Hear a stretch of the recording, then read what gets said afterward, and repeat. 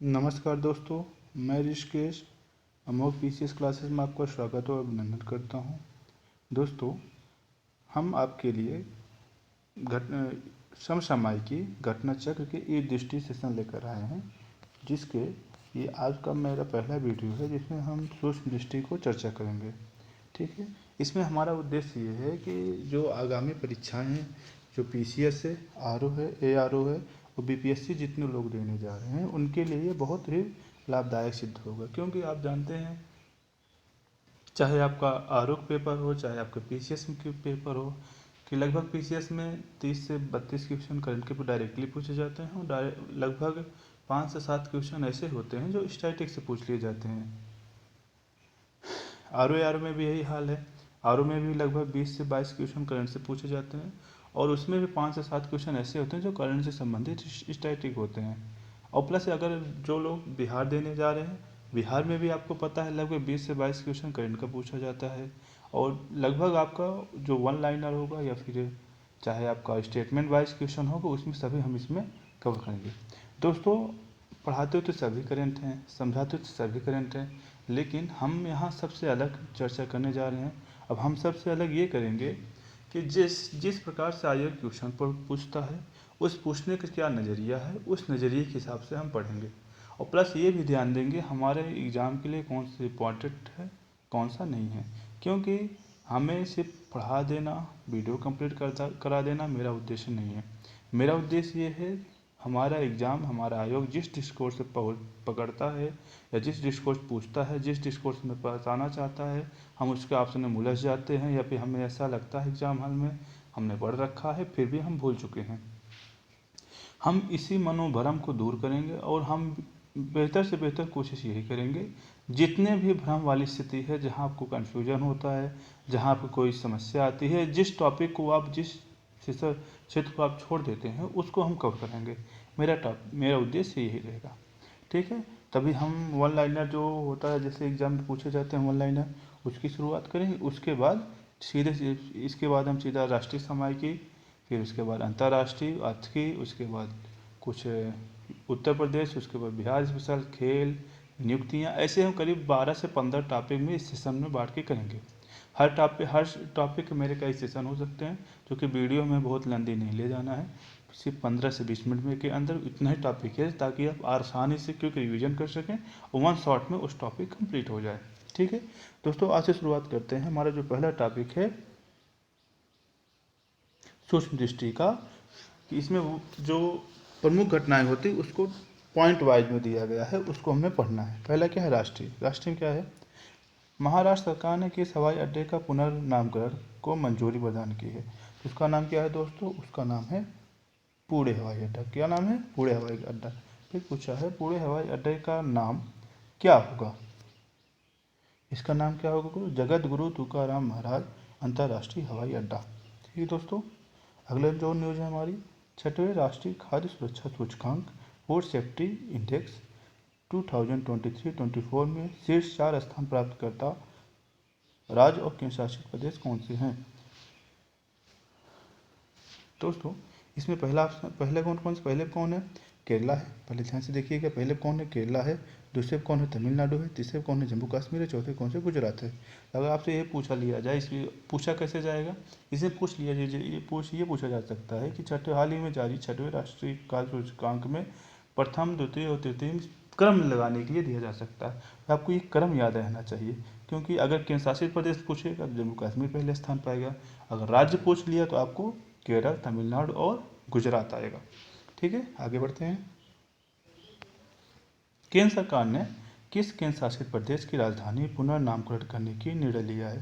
दोस्तों, हाल ही में आपको पता होगा कि प्रधानमंत्री जी ने अंडमान निकोबार के जो द्वीप समूह था, उसकी जो राजधानी थी पोर्ट ब्लेयर। क्या नाम उसकी राजधानी ना, ये नाम लिखा है पोर्ट ब्लेयर। उसी का नाम क्या कर दिया है, श्री विजयपुरम। ये देखिए यहाँ पे लिया क्या गया, क्या, श्री विजयपुरम, इसी के नाम पे कर दिया गया है। ठीक है दोस्तों, और बड़ा कर देते हैं, क्या नाम है, श्री विजयपुरम। ठीक है, अगला है दूसरा अंतर्राष्ट्रीय बौद्ध मीडिया सम्मेलन का आयोजन किया गया। दोस्तों, 11 सितंबर 2024 को नई दिल्ली में ही क्या किया गया, दूसरे अंतर्राष्ट्रीय बौद्ध मीडिया सम्मेलन का आयोजन किया गया। ठीक है, अगली न्यूज है, किसने उत्तर प्रदेश में सैनिक स्कूल का उद्घाटन किया? ध्यान दीजिएगा, अभी हाल ही में उपराष्ट्रपति श्री जगदीप धनखड़ जी की आगमन हुआ था गोरखपुर में।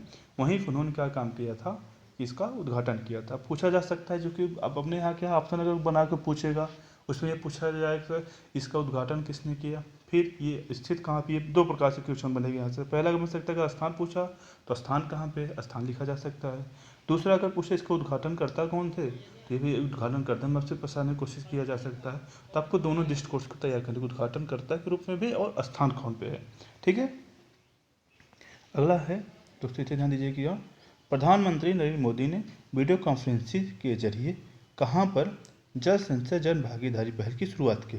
ध्यान देना है दोस्तों, 6 सितंबर 2024 को प्रधानमंत्री जी ने कहाँ, सूरत के गुजरात में, कहाँ पे, सूरत के गुजरात में क्या शुरू किया, जल संचय भागीदारी योजना। ये पहल किसके, अब पूछा जाए आखिर जल संचय जन भागीदारी योजना किसके अंतर्गत है?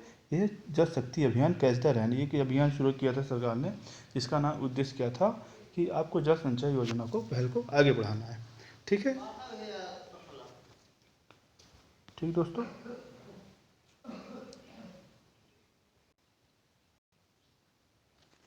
अगला टॉपिक है आपका, राष्ट्रपति द्रौपदी मुर्मू ने कहाँ पे विश्व शांति बुद्ध विहार का उद्घाटन किया?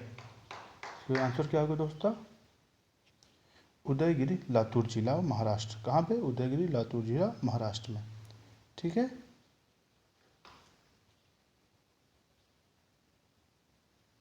अगला है, उत्तर प्रदेश सरकार ने किस विश्वविद्यालय के मुख्य भवन के में वैदिक 3D संग्रहालय बनाने की मंजूरी दी? ध्यान देना है, बहुत इंपॉर्टेंट, उत्तर प्रदेश पीसीएस के लिए सबसे ज़्यादा, आरोप के लिए सबसे ज़्यादा इंपॉर्टेंट है। क्या, उत्तर प्रदेश सरकार ने किस विश्वविद्यालय के मुख्य भवन में 3D वैदिक संग्रहालय बनाने की मंजूरी दी? उसका आंसर क्या है दोस्तों, संपूर्णानंद संस्कृत विश्वविद्यालय वाराणसी। कहाँ पे, ये देखिएगा, संपूर्णानंद संस्कृत विश्वविद्यालय वाराणसी में।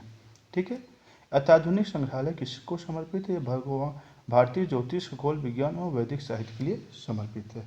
ठीक दोस्तों, अगला है, प्रोजेक्ट नमन की शुरुआत किसने की? किसने शुरुआत की है? अगर पूछा जाए प्रोजेक्ट नमन किससे संबंधित है, आंसर क्या, भारतीय थल सेना। किससे संबंधित है, भारतीय थल सेना। ठीक है, लिया गया भारतीय थल सेना। अगला देखते हैं, इसी काम जो एक पेज में 2 कॉलम होते हैं, तो मैंने इसको डिजिटली रूप से बड़ा कर, इसमें क्या था, इसके तहत किसको सहायता और समय प्रदान की जाएगी? ध्यान देना है, रक्षा पेंशनभोगियों, भूतपूर्व सैनिकों और उनके परिवारों जनों को इसमें सहायता। जिसमें क्या है, अगर पूछा जाए इसमें प्रोजेक्ट नमन किस प्रणाली के क्रियान्वयन के लिए केंद्रित, तो स्पर्श योजना। ध्यान दीजिए, पिछले साल एक योजना चली थी, अगर आपने पढ़ा होगा करंट में, एक स्पर्श योजना थी, जिसमें क्या फुल फॉर्म क्या था, सिस्टम फॉर पेंशन एडमिनिस्ट्रेशन रक्षा। क्या था full form, system for pension administration Raksha, digital pension प्रणाली। ये क्या है, एक डिजिटल पेंशन प्रणाली है, जिसके तहत कोशिश की जा रही थी, जिससे जो सैनिक आपके रिटायर हो जाते हैं, जो आपके क्या नाम है कि सेवानिवृत्ति हो जाते हैं, या फिर जिस जिनके शहीद हो जाते हैं, उनकी जो पेंशन वगैरह होता है, एक ही प्लेटफॉर्म पर लाकर उनको सुविधाएं प्रदान करना है, ताकि उनको कहीं भटकना न पड़े। ठीक है, अगला है, उत्तर प्रदेश मंत्रिमंडल द्वारा डिजिटल मीडिया से संबंधित किस नीति की मंजूरी प्रदान की गई? तो क्या है, उत्तर प्रदेश डिजिटल मीडिया नीति 2024। क्या दोस्तों, उत्तर प्रदेश डिजिटल मीडिया नीति 2024। उत्तर प्रदेश राज्य पिछड़ा वर्ग आयोग के अध्यक्ष किसे नियुक्त किया गया हाल ही में? ध्यान देना है कि उत्तर प्रदेश, सबसे इंपॉर्टेंट क्वेश्चन है ये, उत्तर प्रदेश के दृष्टिकोण पीसीएस के हिसाब से, क्या राजेश वर्मा जी को क्या किया गया है, उत्तर प्रदेश राज्य पिछड़ा वर्ग आयोग के अध्यक्ष की नियुक्ति की। अब इसमें ध्यान देना है आपको, राज्य पिछड़ा आयोग के जो पहले अध्यक्ष रहेंगे वो आपके लिए इंपॉर्टेंट हो गए। अगर कोड बनाएगा उसमें ये पूछा जा सकता है पहले कौन से थे, दूसरे कौन से थे। ठीक है, बिहार खेल विश्वविद्यालय राज्य खेल अकादमी का उद्घाटन कहाँ किया गया? ध्यान देना है किसका, बिहार खेल विश्वविद्यालय एवं राज्य खेल अकादमी, क्या नाम होगा उसका, राजगिरी नालंदा में। कहाँ है दोस्तों, राजगिरी नालंदा। ये राजगिरी नालंदा है जहाँ पर क्या किया गया, अभी नया नालंदा विश्वविद्यालय की स्थापना की गई वहीं पे। ठीक है, केंद्र सरकार ने केंद्र शासित प्रदेश लद्दाख में कितने नए जिलों के गठन की मंजूरी दी? ध्यान देना, पहले 2 जिले थे लद्दाख में, अब 5 और बढ़ा दिए गए, 5 2 7 जिले हो गए। और इनमें 5 कौन कौन से हैं? जास्कर, द्रास, शाम, नुब्रा और चांगथांग। ध्यान देना, ये आपके लिए इंपॉर्टेंट बन जाता है, जो कि लद्दाख और जम्मू कश्मीर राष्ट्र में चर्चा में रहते हैं, इसलिए ये करंट अफेयर भी आपके लिए इंपॉर्टेंट बन जाता है। ठीक है दोस्तों। अगला है, बनारस हिंदू विश्वविद्यालय ने किस अकादमी ने नेपाली भाषा और संस्कृत अध्ययन के लिए समझौता किया है? कौन सा फिर से? बनारस हिंदू विश्वविद्यालय यानी BHU और किस अकादमी ने नेपाली भाषा और संस्कृत अध्ययन के लिए समझौता किया? क्या होगा? नेपाली अकादमी ने। ठीक है। PM मोदी की अध्यक्षता में केंद्रीय मंत्रिमंडल ने किस योजना की मंजूरी दी? क्या है? प्रधानमंत्री आवासीय शहरी योजना। ये कब तक चलेगी? ये दूसरी योजना है और इसकी शुरुआत कब की गई थी? पूछा जाएगा तो इसकी शुरुआत 2015 की गई थी। अगर पूछा जाए प्रधानमंत्री आवास योजना ग्रामीण, तो इसकी शुरुआत 2014 में की गई थी। ठीक है दोस्तों। अगला क्या है? राष्ट्रीय महिला आयोग अध्यक्ष सुश्री रेखा शर्मा ने किसका उद्घाटन किया? हाल ही में डिजिटल शक्ति केंद्र का उद्घाटन किया। पूछ लिया जाए, उल्टा पूछ लिया जाए, हाल ही में डिजिटल शक्ति केंद्र तो किससे संबंधित है? तो आप क्या लिखाएंगे? रेखा शर्मा। याद करना, एक चीज़ ध्यान दीजिए कि जहाँ पे शक्ति वगैरह की बात आ जाए तो वहाँ पे आपको कॉमन सेंस यूज कर लेना है। तो शक्ति का मतलब है हमें महिलाओं की शक्ति बढ़ाना है, हमें स्त्रियों की शक्ति बढ़ाना है। इसलिए हमें ना ही पता हो, मान लीजिए इत्तेफाक से दुर्भाग्यवश हम एग्जाम में भूल जाएं, तो हम ये चीज़ आंसर टिक करके आ सकते हैं। ठीक है दोस्तों। डिजिटल संस्करण का उद्देश्य क्या है? महिलाओं के खिलाफ साइबर अपराधों के बारे में लोगों में जागरूकता बढ़ाना। क्या है? ये महिलाओं पर जो साइबर अपराध बढ़ रहे हैं, जो समस्याएं बढ़ रही हैं, उसके लिए जागरूकता लोगों में बढ़ाने के लिए इसका लॉन्च किया गया। ठीक है। किसने लॉन्च किया है? रेखा शर्मा। कौन है रेखा शर्मा? राष्ट्रीय महिला आयोग की अध्यक्ष। ठीक है दोस्तों। आपदा जोखिम प्रबंधन के लिए बीमा समाधान एवं क्रियान्वयन करने वाले देश में पहला राज्य पहुंच। बहुत इंपॉर्टेंट क्वेश्चन है आपके PCS के लिए या आपके कार्यों के लिए, जहां पूछ लिया जाए कि ये आखिर ये पहली चीज़ कहाँ पे है, सबसे बड़ी चीज़ कहाँ पे है, या फिर कौन सबसे छोटा है, ऐसे जो संबंधित करंट अफेयर होते हैं PCS के दृष्टिकोण से सब ज़्यादा इंपॉर्टेंट होते हैं दृष्टिकोण। याद रखिएगा कि आपके प्रश्न में अगर लगभग 30 क्वेश्चन बन रहे हैं अगर आप करंट अफेयर के, उसमें से 10 से 12 क्वेश्चन ऐसे रहते हैं जिसमें पूछा सबसे बड़ा कौन, सबसे पहला कौन, सबसे छोटा कौन। ये भी पूछा जा सकता है कि आखिर ये डाला गया, ये बनाया गया, तो हो सकता है पहला या बड़ा ना दे के जाए, कोर्ट में दे दिया जाए, पूछ लिया जाए, लेकिन आपको इस ध्यान देना पड़ेगा, अगर ये बना है, पहली बार आया है, तो आपके एग्जाम के लिए बहुत ज़्यादा महत्वपूर्ण हो जाता है। ठीक है दोस्तों। तो इसका आंसर क्या होगा? नागालैंड। देश के तीन नए आपराधिक कानून के सुचारू कार्यान्वयन को सुनिश्चित करने हेतु कौन से 4 ऐप शुरू किए गए? तो ई-साक्ष्य, न्याय सेतु, न्याय श्रुति और ई समन।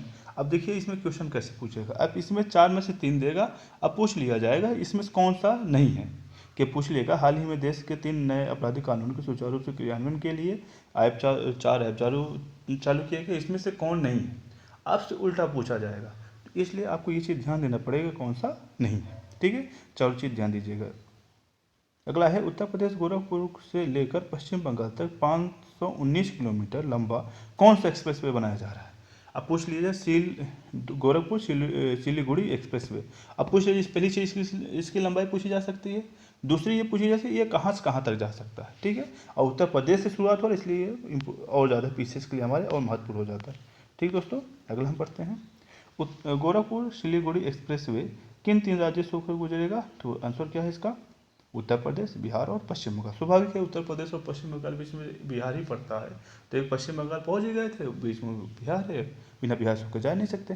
ठीक, अब भारत की पहली भूतापी विद्युत परियोजना का निर्माण कार्य कहाँ प्रारंभ किया गया? तो पूगा घाटी, लद्दाख। ध्यान दीजिएगा, भारत के कुछ तापीय क्षेत्र हैं, जैसे आप जानते हैं MP में अनहोनी है, आप जानते होंगे उत्तराखंड में तपोवन है, झारखंड में आपका सूरजकुंड है, ऐसे ही कुछ है, ताता पानी आपका क्या नाम है छत्तीसगढ़ में, ऐसे कुछ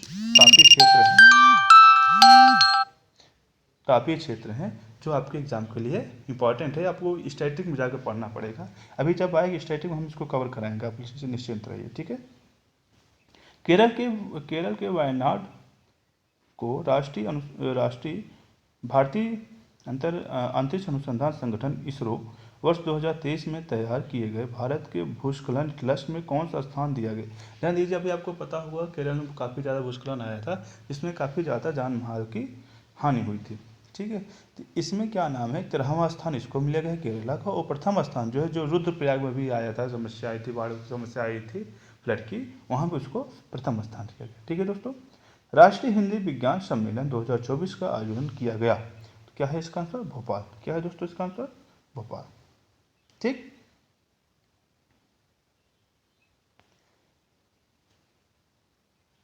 वर्ष 2024 में इसका मुख्य विषय क्या था, अगर पूछा जाए राष्ट्रीय हिंदी विज्ञान सम्मेलन का आयोजन कहाँ किया गया, तो आंसर क्या होगा, भोपाल होगा। अगर पूछ लिया जाए कि इसका विषय क्या था, तो अमृतकाल में राष्ट्रीय वैज्ञानिक चेतना का उन्नयन। क्या आएगा इसका आंसर दोस्तों, अमृतकाल में राष्ट्रीय वैज्ञानिक चेतना का उन्नयन। ठीक है। राष्ट्रपति भवन के दरबार हॉल और अशोक हॉल का नाम बदलकर क्या किया गया, बहुत इंपॉर्टेंट क्वेश्चन, पीसीएस के लिए समझिए, यहाँ से ये 80% इंपॉर्टेंट है कि ये पूछा जाने वाला क्वेश्चन है। कौन कौन सा, अशोक हॉल और दरबार हॉल। ठीक, कौन कौन सा, अशोक हॉल और दरबार हॉल, इसका नाम बदल क्या किया गया है, क्रमशः दरबार हॉल का गणतंत्र और अशोक हॉल का अशोक मंडपम। ध्यान दीजिए, अशोक हॉल को मंडपम कर दिया गया है, और दरबार जो था, दरबार किसका लगता है, पहले राजा को, भाई जनता का लगता था, इसलिए जनता का नाम क्या कर दिया, गणतंत्र कर दिया। जनता कौन है, गणतंत्र है, इसलिए गणतंत्र कर दिया। याद करने के तरीके से ऐसे याद करेंगे, याद हो जाएगा। भारत के 500वें सामुदायिक रेडियो स्टेशन का शुभारंभ किया गया। ध्यान दीजिएगा, कहाँ पे किया गया, ये आइजोल मिजोरम में किया गया। ठीक है दोस्तों। सिकुन ला सुरंग परियोजना का निर्माण कार्य शुभारंभ कहाँ किया गया, कहाँ से शुरू किया गया दोस्तों, लद्दाख। इंपॉर्टेंट क्वेश्चन है।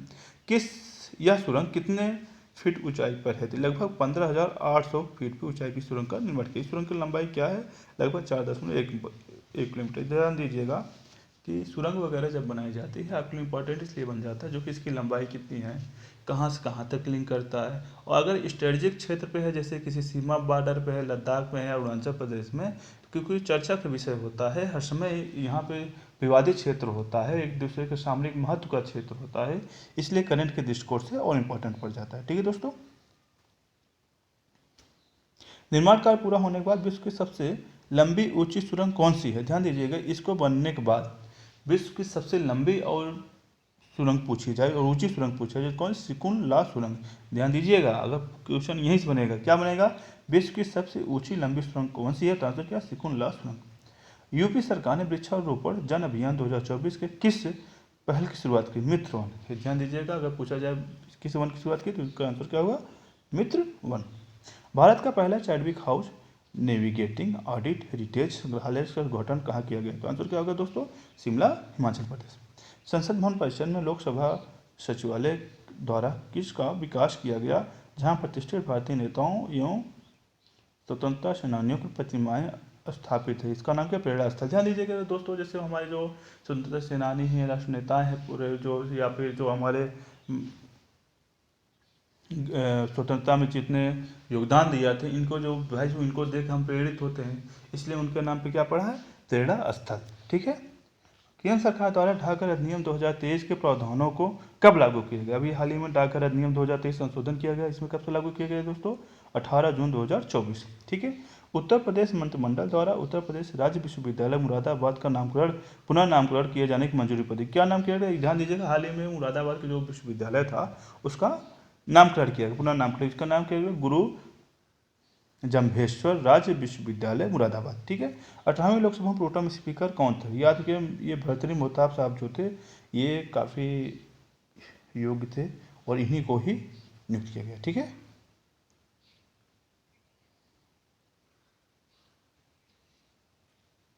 उत्तर प्रदेश में पर्यावरण की सुरक्षा के मद्देनजर बायो प्लास्टिक पार्क का कहाँ निर्माण किया गया, क्या, कुंभी गांव लखीमपुरी, बायो प्लास्टिक पार्क, कैसा पार्क, बायो प्लास्टिक पार्क, कहाँ शुरुआत किया गया, कुंभी गांव लखीमपुर। ठीक है दोस्तों, आज के लिए बस इतना ही, आगे स्टार्ट हम नेक्स्ट वीडियो में कंप्लीट।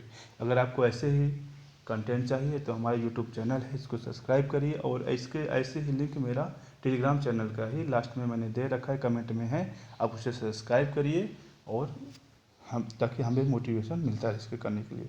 धन्यवाद।